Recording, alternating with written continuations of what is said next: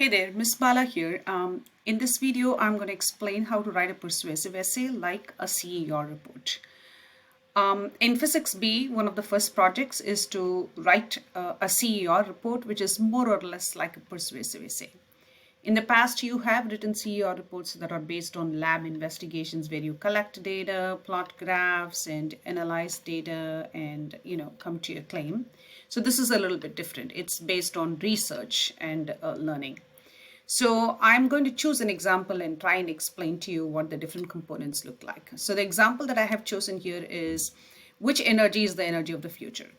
So what I'm going to do in order to answer this question is like I will first do my research, write all my short notes and summary and everything, look at all of it and then come to a decision. Once I have come to a decision, then I can make a claim.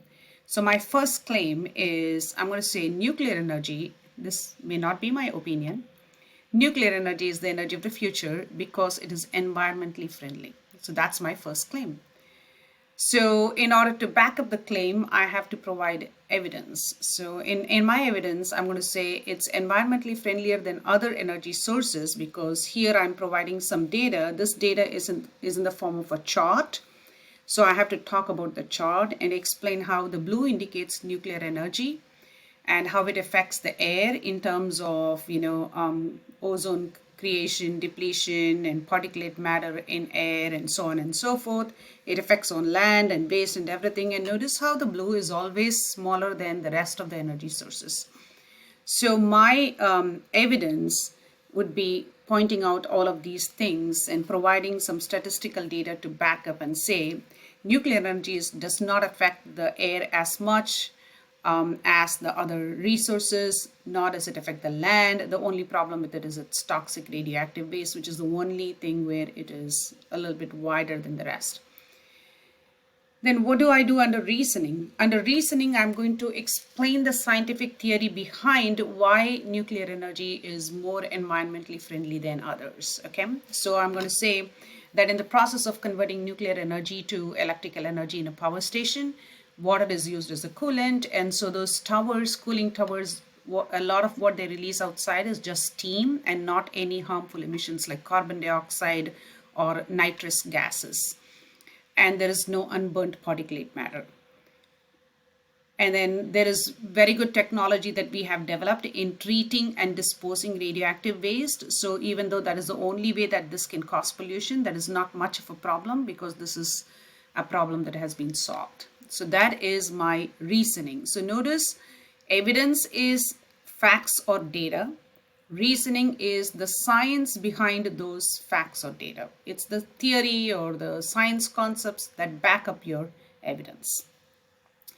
Then my second claim can be nuclear energy is the energy of the future because it is the most efficient source of energy produced. So, I'm adding another argument to explain why nuclear energy is the energy of the future. Then I can go and present data backing this up and then also reason out, as in explain why nuclear energy is very efficient and why solar and wind energy are not as efficient as this.